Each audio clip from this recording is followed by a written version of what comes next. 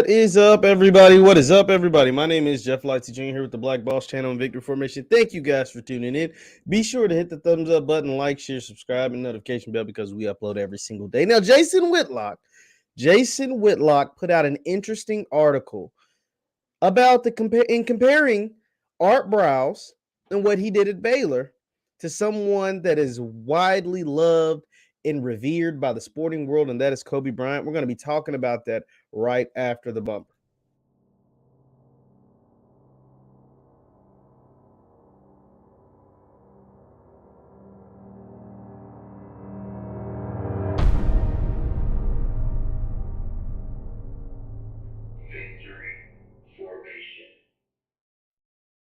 What is good people? My name is JeffLightsYJr here with the Black Boss channel and Victory Formation. Thank you guys for tuning in. So Jason Whitlock, it's like I want to like Whitlock, but Whitlock does a lot of things that makes me mad. But he put out an interesting piece today about Art Briles, what took place at Baylor, and Kobe Bryant. Now, for those of you who don't know, Jason Whitlock is a sports reporter. He's been in the business for a very, very long time.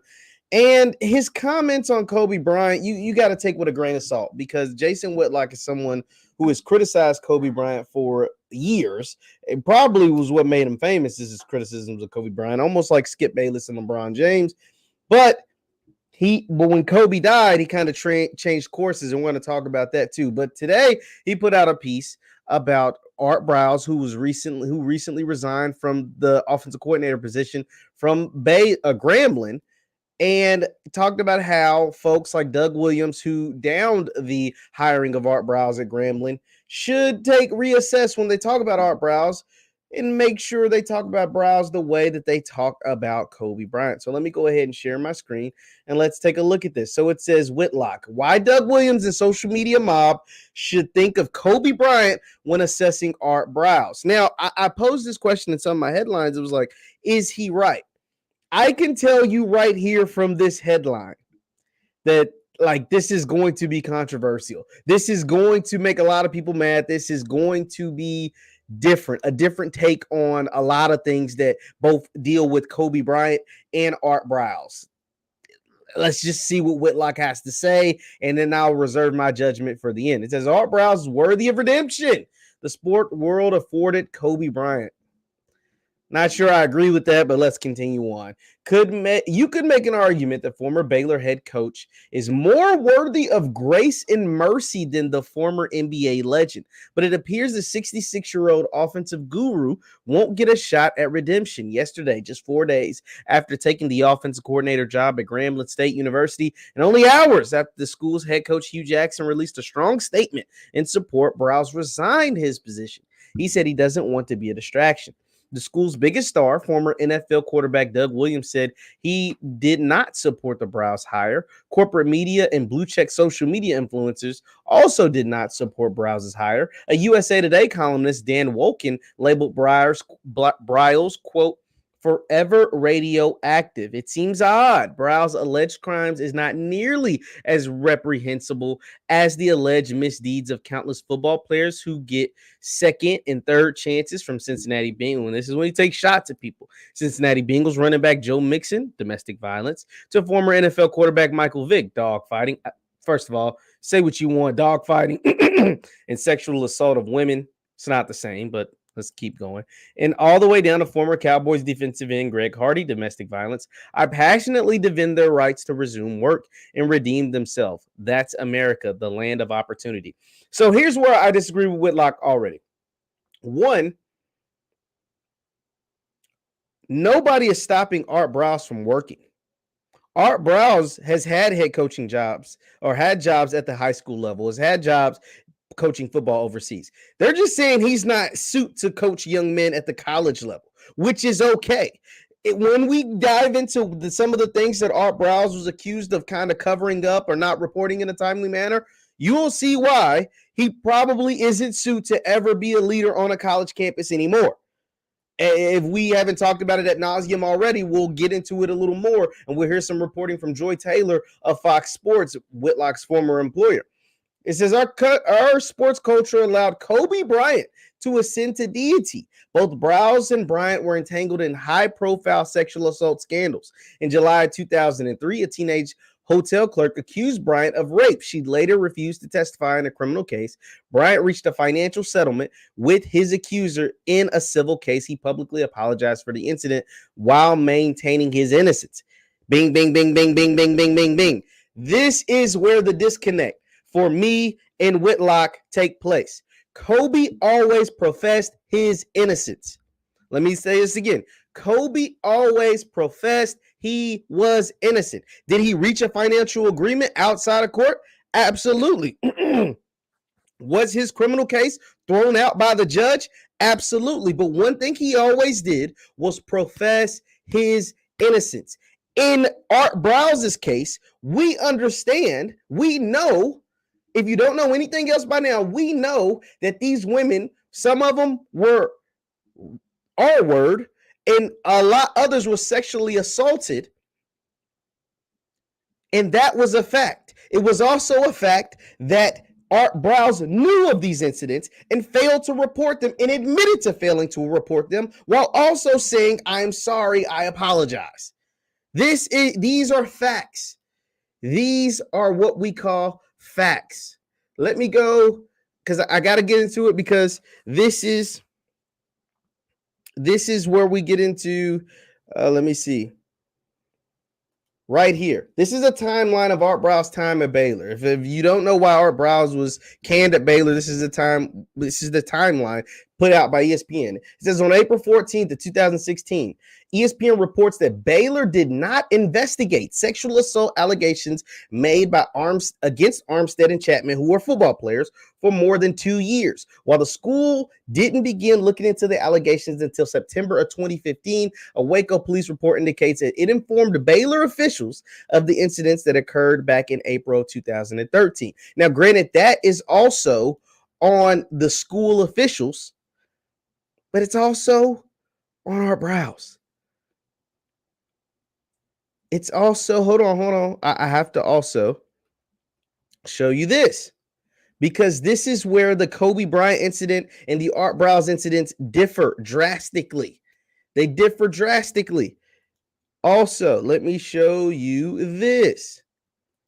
It says in September 10, 2016, in an interview with ESPN, Briles says he takes responsibility for the football program's poor handling of sexual assault allegations against its players and says his, quote, heart certainly aches for victims. Quote,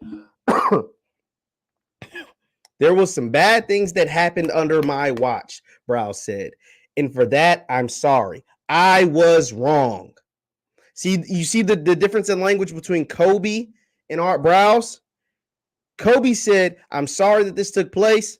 And we can get into the Kobe case if you really want to dive into it, about how there were different, semen samples found.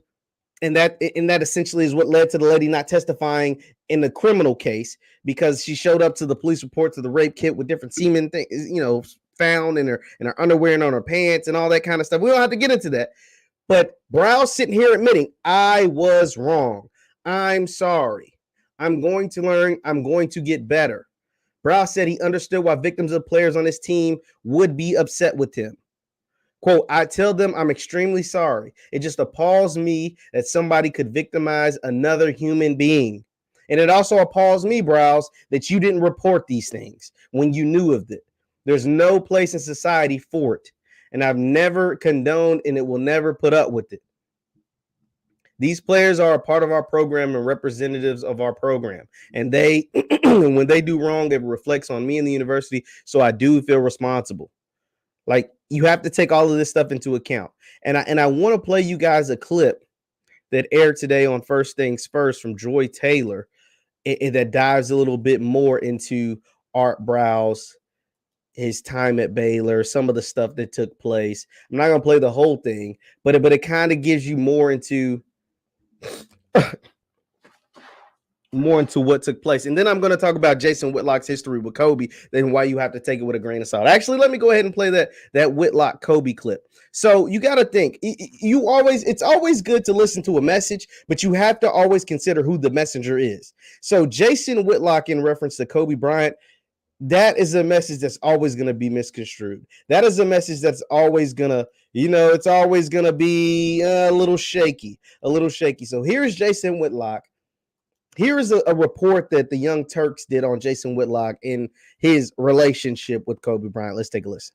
Kobe Bryant, the most fraudulent superstar celebrity athlete we have ever seen. Because of his unique upbringing, he chose to be a knockoff rather than an original. I've been criticizing Kobe for a long time. Chanel. So if you didn't get anything from the first 16 seconds of this video, you understand that Jason Whitlock has an epiphany or has something with going after Kobe Bryant. If you didn't get anything else from those first 15 seconds of this video, you got that Jason Whitlock gets something out of going after Kobe. But it don't stop within 16 seconds. It keeps going. Knockoff bag or whatever. That's what Kobe is to Jordan. Why does he have to have two jerseys? I thought it was on brand for Kobe. He's a bit of a narcissist. I would love for a documentary to be done on. So do you get the theme? Do you see a theme here? Do you see something that goes along? You see how Whitlock is able to just crap on Kobe all the time? Like these were clips that were taken before Kobe's death, and then you will see a change in tone with Kobe after Kobe passes away, because this video was produced essentially like 5 days right after Kobe passed, because a clip of Whitlock went viral about him giving praise to Kobe when Whitlock for literally years, shit all over Kobe, right? And so now I guess since Kobe's been gone for a while, he's back to comparing things that have nothing to do with Kobe to Kobe. Let's continue on Kobe, similar to the kind of way O.J. Simpson was examined and what he said about race. He spent 20 years in the NBA and never figured out it's a team game and it's about the pleasure of everyone. I compare Kobe's. Now this is after Kobe passes away, right? So all those other clips I just showed you was before Kobe died, and then this is Whitlock's tone. Listen how it changes after Kobe passes away. Death, and stick with me here. To Pat Tillman's death. Let's nip this in the bud. So yeah, so once again, like I said, when you listen to a message, you have to consider the messenger. Whitlock is not the best messenger when it comes to Kobe. Now I want to share, like I said, this tweet from Joy Taylor about Art Briles' history at Baylor and why I don't believe it's comparable to Kobe Bryant in the slightest a bit.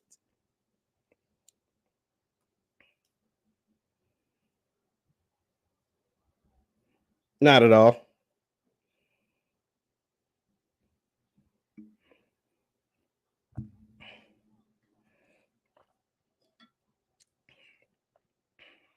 And see, for the people that say, "Oh, everybody deserves a second chance," this wouldn't have been Art Briles' second chance.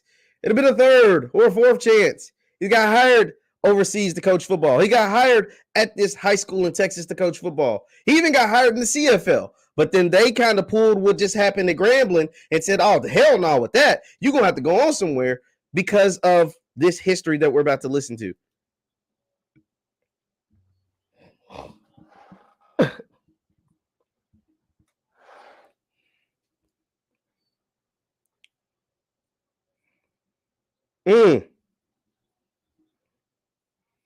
Yikes.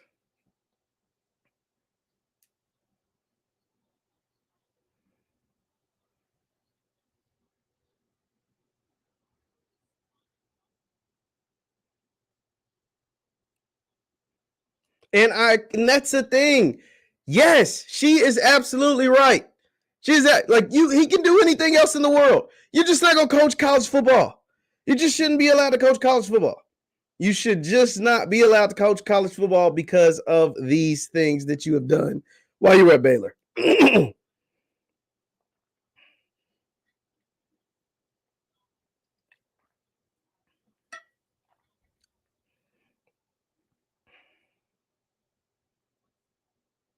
Yes.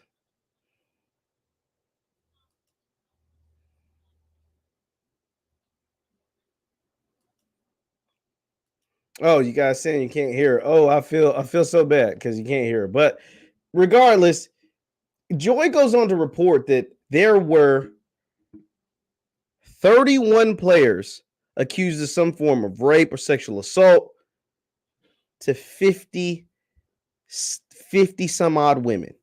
31 players, 50 some odd women. That's a problem. Like that's a 31 players to 50 some odd women. Multiple women saying that they were gang assaulted. That's just a bad look, man. That's just a rough look. That's just something that's going to be hard to sell to anyone, not just on Grambling's campus, but at any campus. And I think you also have to consider, right? You have to look at it this way. If you are Grambling or if you are, whoever, it's like if these other schools wouldn't take Art Briles, what makes him so qualified to come to our school? If these other institutions wouldn't take Art Briles, what makes him qualified to come to us?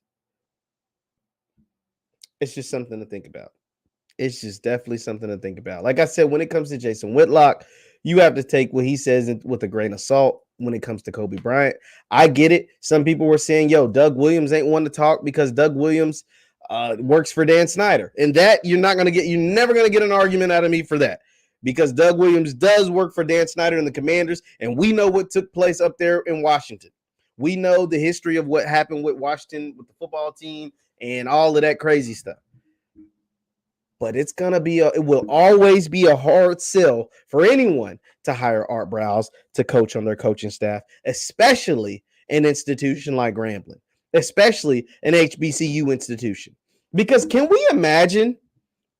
Like a lot of people gave Deion Sanders, Coach Prime, hell for lying or whatever about a schedule, right? Like even me, I kind of was like, yo, you know what I'm saying? We knew the schedule. You guys had to back off or gave him hell about the Southern Heritage Classic or gave them hell about the schedule or whatever. Can you imagine if he would have hired Art Briles as his offensive coordinator?